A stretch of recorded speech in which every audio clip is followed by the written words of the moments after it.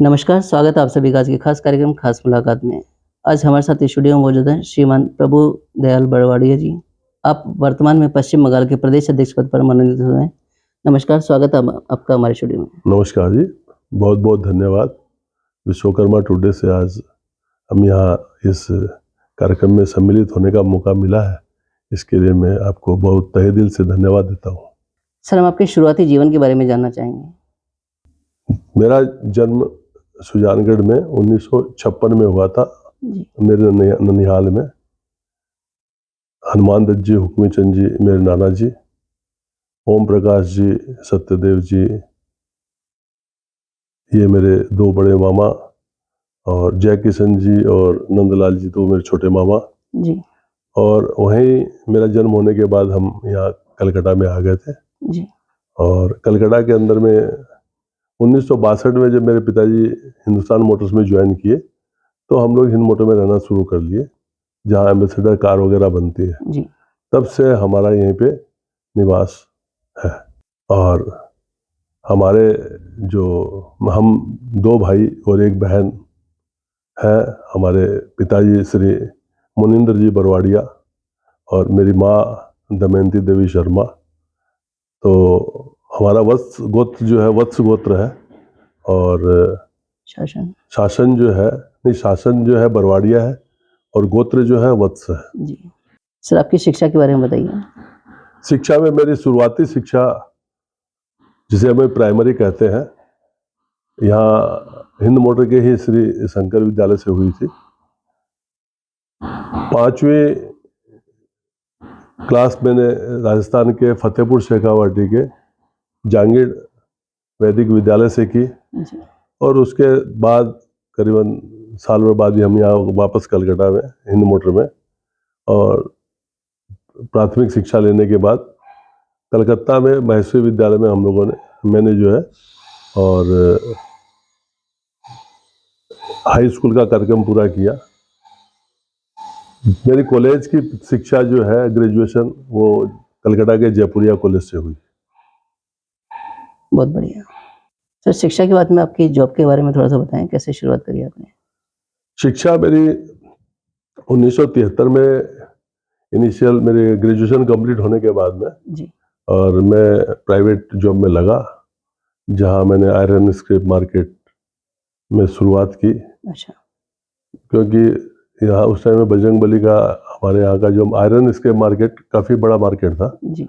वहाँ से हमने जॉब शुरू की और इसमें कई क्षेत्रों में हमने जॉब चेंज करके और लास्टली 1991 में और एक बिल्डर के यहाँ पे मैंने अपना जॉब का जो है वो कार्य पूरा किया।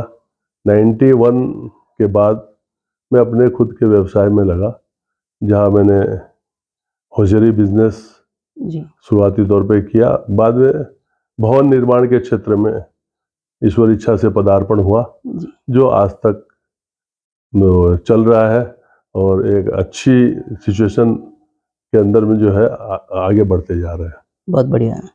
तो कार्य क्षेत्र के बारे में थोड़ा सा और विस्तार से बताएं, व्यवसाय के बारे में।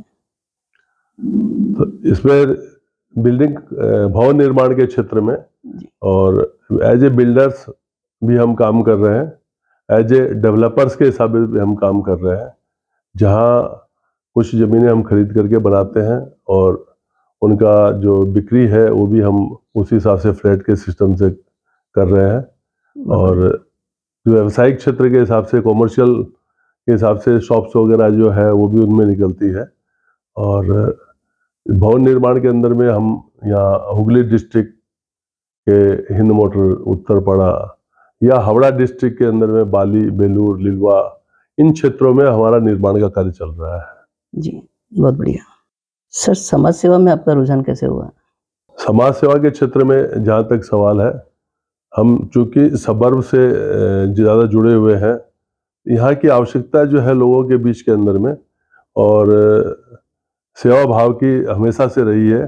कारण कि मूलतः मैं राष्ट्रीय स्वयंसेवक संघ का स्वयंसेवक रहते हुए और हमारे इन्हीं क्षेत्रों के अंदर में हम लोगों ने और सेवा कार्यों को अपनाया, जिसके तहत तारकेश्वर वगैरह में जो कैंप वगैरह लगते थे, जी उसमें हम लोगों ने लोक कल्याण समिति के माध्यम से लोगों को जल पिलाने से लेकर लाइन में लगे लोग जो घंटों घंटों लाइन में लगे रहते थे, उनको जल पिलाने से लेकर के कार्यक्रम शुरू किया।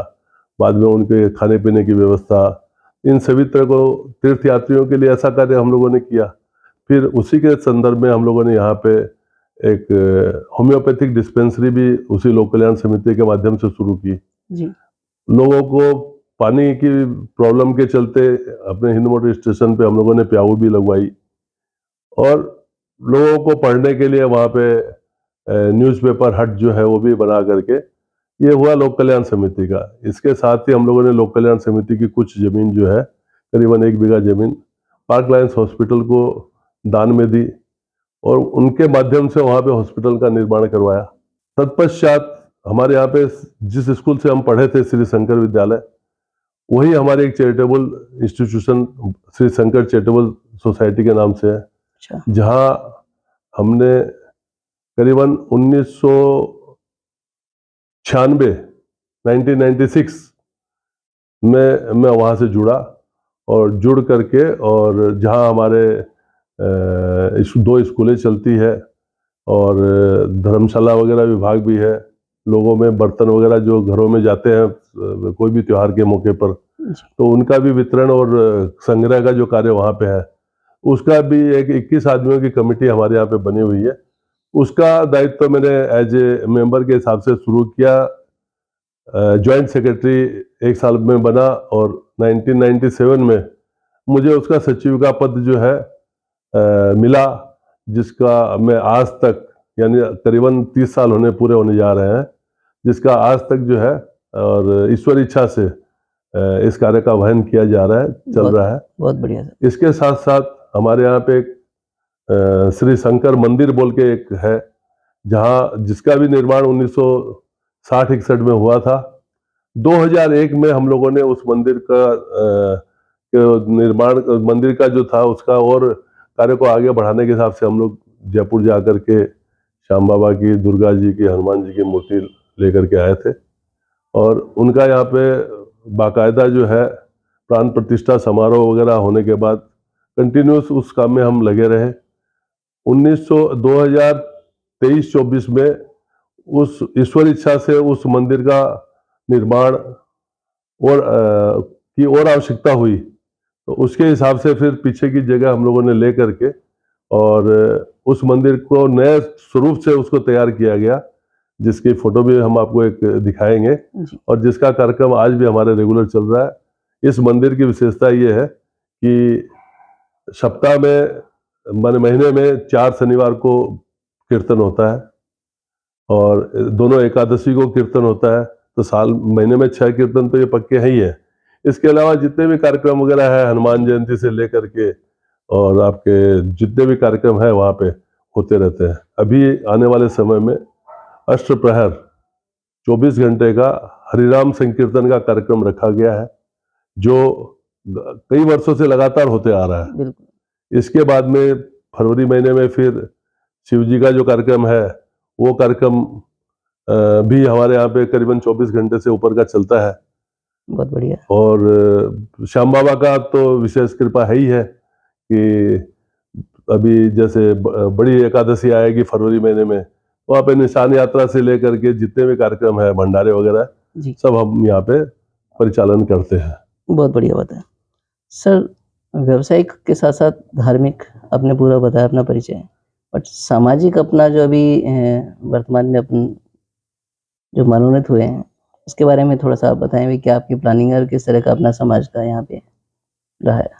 देखिए, विश्वकर्मा जांगीड़ समाज कलकत्ता में बहुत ही कम है जी, और या मैं कहूँ कि धीरे धीरे यहाँ से लोगों की संख्या कम होती जा रही है, क्योंकि देश के हर कोने कोने में जो पहले यहाँ बसे हुए थे, कई जगह शिफ्ट भी हो रहे हैं, लेकिन उसके बावजूद भी, और विश्वकर्मा समाज अपना जो जांगीड़ ब्राह्मण समाज है कलकत्ता का, वो एक दूसरे से काफ़ी जुड़ा हुआ है, और समय समय पे उनका जो है दीपावली प्रीति सम्मेलन का कार्यक्रम है या विश्वकर्मा जयंती का कार्यक्रम है, तो ऐसे कार्यक्रमों को हम चलाते रहते हैं या यूं कहें कि अंजाम देते रहते हैं, और समय के हिसाब से जो जो आवश्यकताएं होती है हम उसे पालन करने की चेष्टा करते हैं। जी समाज के लोगों के साथ संपर्क में रहते हुए, जी और जब भी जो आवश्यकता का कार्यक्रम होता है, शादी ब्याह वगैरह में तो खैर सब लोग इकट्ठे होते ही है, बिल्कुल बिल्कुल। और समाज का एक अच्छा स्वरूप हमारे यहाँ पे है जो चल रहा है। अब हम महासभा से जुड़े हैं जी पिछले नवंबर 11 को, और जहांगीर ब्राह्मण महासभा दिल्ली से हम जुड़े हैं, जी और आशा करते हैं कि भविष्य में हम इसको कई ऊंचाइयों पर ले जाने की चेष्टा करेंगे। सर, व्यवसाय के बारे में आपने बताया, धार्मिक स्थिति के बारे में आपने बताया, समाज सेवा के बारे में बताया, तो इन सब के पीछे जो है वो परिवार का कहीं न कहीं विशेष योगदान रहा है। तो हम चाहेंगे कि थोड़ा-सा परिवार के बारे में आप बताएँ? परिवार के बारे में तो ऐसा है कि बताना, परिवार तो सामने है ही है, लेकिन फिर भी जब बताने की बात आती है तो हमारा एक जॉइंट फैमिली है। हम यहाँ हिंद मोटर के मकान में, हमारी माताजी हमारे साथ है, करीबन वो 90 वर्ष की हो गई है। जी। पिताजी का स्वर्गवास करीबन 13-14 वर्ष पहले हो चुका था, ओह! और वो उनका स्वर्गवास भी मोटामोटी 82 साल की उम्र में उनका हुआ था। और मेरे ये मैं जो है, हमारी धर्मपत्नी संतोष देवी जो चिड़ावा की पितराम जी की लड़की है, उनके साथ हमारी जो शादी हुई 1974 में, आज उस शादी के 50 वर्ष पूरे हो चुके हैं। जी, हमारे जो है, मैं 3 लड़कियां और 1 लड़का है। बड़ी लड़की दिल्ली ब्याही हुई है,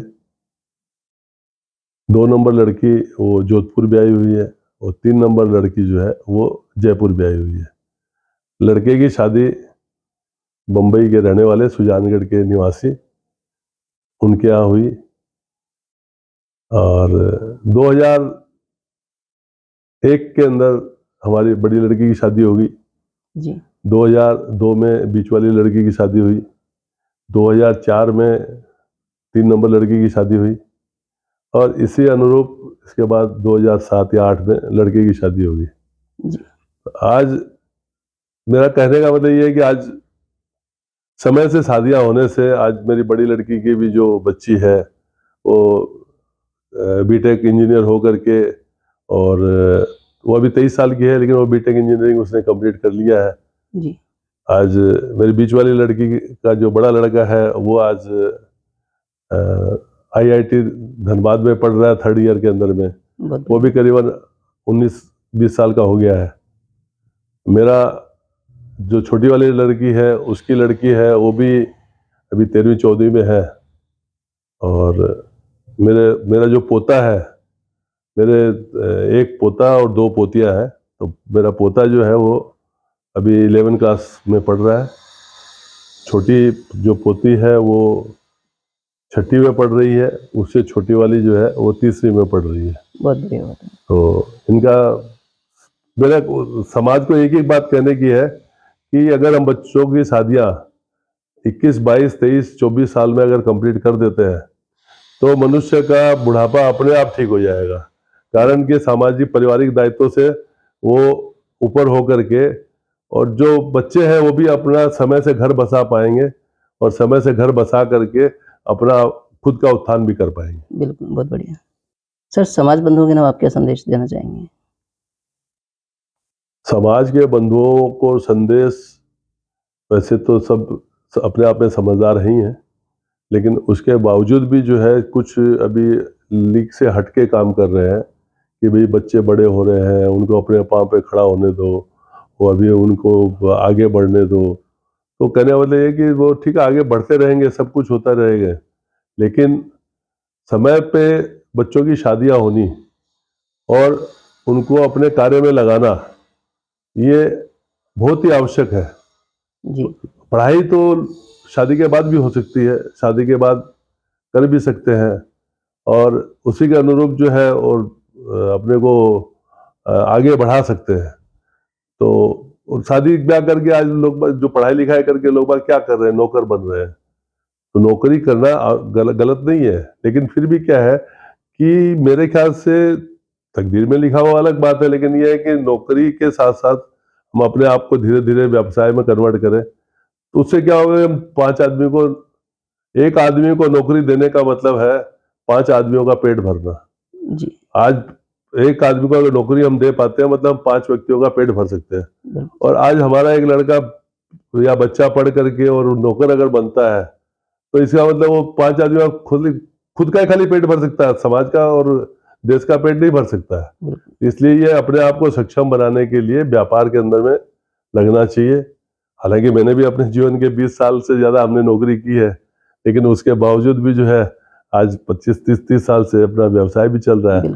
तो अल्टीमेट गोल जो है वो यही होना चाहिए कि पढ़ लिख करके मैं ऐसी जगह पे पहुंचे जहां से हम अपने आप को तो ठीक कर ही ले, देश को और समाज को भी जो है आगे बढ़ाने के अनुरूप अपना कार्य करें। बहुत बढ़िया। जहां तक समाज की बात आती है, मैं अपने समाज के बंधुओं से और मैं अपील ये करना चाहूँगा कि हम अधिक से अधिक संख्या में एक दूसरे से जुड़े रहें। और रह गई बात ये कि जो लोगों के अंदर में एक विपरीत धारणा है, या मान लीजिए हम यूँ कहें कि लोगों के अंदर में एक अपनी अपनी उसको अप्रोप्रिएट अपने वर्ड क्या बोलेंगे भाई, ठीक, अपने अपने को बहुत ऊंचा समझते हैं, दूसरे को नीचा समझते हैं, या मान लीजिए भाई ठीक है अपने आप को हम इस हिसाब से करें कि लोगों के अंदर में एक दूसरे के प्रति अट्रैक्शन आरंभ हो और एक दूसरे से जुड़े रहें। अपनी अपनी जगह तो सब बड़े हैं ही है, लेकिन यह है कि अपने अहम के बीच में और हम कोई ऐसी स्थिति न लाए कि लोगों के अंदर में जो है जुड़ने के बजाय विघटन की पोजीशन बने। अपने को जितना जोड़ करे, जो मजा जोड़ने में है वो मजा तोड़ने में नहीं है। इसलिए समाज के बंधुओं से यही अपील है कि अगर कोई आदमी किसी जगह कुछ आपको, क्यों सभी आदमी अपने हिसाब से सही समझ के सही करते हैं, लेकिन अपने मन में अगर कहीं उसका उल्टा इफेक्ट भी अगर आता है तो उसको अपने को ठीक करने की आवश्यकता है कि भाई हाँ ठीक है, क्योंकि समय सब घावों को भर देता है। और इसके हिसाब से अपने को जो है अगर किसी तरह का विचार मन में आता भी है तो समय आने से वो अपने आप ठीक भी हो जाएगा। इस विचार को अपने को ध्यान में रखते हुए समाज के अधिक से अधिक लोगों को जोड़ने की चेष्टा करनी चाहिए। समाज को जोड़ेंगे तो अब समाज के साथ में अपने परिवारों के साथ भी जुड़े रहेंगे। परिवारों के साथ जुड़े रहेंगे तो क्या है कि किनके बच्चे हैं क्या है, तो अपने को जो अंतर्जातीय विवाह वगैरह है उसकी आवश्यकता ही नहीं पड़ेगी। ये अपना सोचना है और इसी के अनुरूप हम अगर अपना काम करें तो ये अच्छा रहेगा। इसके साथ ही मैं एक बात और करना चाहूँगा कि आज की जो वर्तमान स्थिति है और मोबाइल का जो इफेक्ट हमारे परिवार में आते जा रहा है, इसके लिए आज बच्चे जो है वो या तो मोबाइल में लगे हुए हैं या अपने उसमें लगे रहने के कारण क्या है, कहना सुनना देरी से सुनते हैं या नहीं ध्यान देते हैं। तो बच्चों को संस्कारित करना कि हम अपने परिवार के अंदर में बच्चों को कैसे संस्कारित करें। मैं जो बता रहा हूं, मैं ये घर घर की एक ही कहानी है कि बच्चा अगर दूध नहीं भी पीता है तो उसको मोबाइल पकड़ा दो, बच्चा खाना नहीं खाता है तो उसको मोबाइल पकड़ा दो। और अपने दायित्व, उसमें माँ बाप को थोड़ा कष्ट जरूर होगा, लेकिन क्या है कि इस प्रक्रिया को रोकने की आवश्यकता है। मोबाइल की जो मोबाइल वर्ल्ड जो है, इस मोबाइल वर्ल्ड से अपने दैनंदिन जीवन को अपने को थोड़ा अलग ही रखना पड़ेगा। मोबाइल का यूज अपने स्थान पे है वो ठीक है, और इसका भी एक हम लिमिटेड व्यवहार करें, क्योंकि भगवान ने हमें 24 घंटे दिए हैं। आज के 50 साल पहले भी 24 घंटे दिए थे, आज भी 24 घंटे मिले हैं। उस समय हमारे पास कुछ नहीं था, लोगों को घंटों जो है बैंकों की लाइन में लगा रहना पड़ता था, घंटों जो है गैस के कनेक्शन में लाइन में लगा रहना पड़ता। आज तो ऑनलाइन में फटफट करके अपने सब काम होते हैं। इतना सब कुछ होने के बावजूद हम कहते क्या है, समय नहीं है। तो ये समय नहीं है, तो ये तो क्या है कि अपने कहीं न कहीं योजना में गलती हो रही है, इसको सुधारने की आवश्यकता है। और बच्चों को संस्कारित करके, अगर बच्चे संस्कारित होंगे तो आज क्या है 1 और 1 11 होंगे। अगर घर में 3 बच्चे हैं तो 111 हो जाएंगे। वो शक्ति जो है हमें बरकरार रखनी पड़ेगी, जैसा कि आज हमारे पहले हम लोगों ने अपने जीवन में देखा था। धन्यवाद। बहुत बढ़िया। बंधुओं, आज हमने समाज हित में काफ़ी अहम बातें जानी, जिनके लिए आपका बहुत-बहुत धन्यवाद। बहुत बहुत धन्यवाद आपके विश्वकर्मा टुडे के इस प्रांगण में आकर के मुझे अपार हर्ष हो रहा है कि आज विश्वकर्मा टुडे देश के कोने कोने में छाते जा रहा है और आपकी सक्रियता जो है वो लोगों को बहुत ही लाभवान करवा रही है और समाज के लिए तो ये है ही है, और बाद बाकी ये है कि अपने को और आगे बढ़ना है। इसी आशा के साथ हम आपको बहुत बहुत धन्यवाद देते हैं। मिलते हैं अगले सप्ताह किसी नई हस्ती के साथ, तब तक आप देखते रहें विश्वकर्मा टुडे न्यूज़।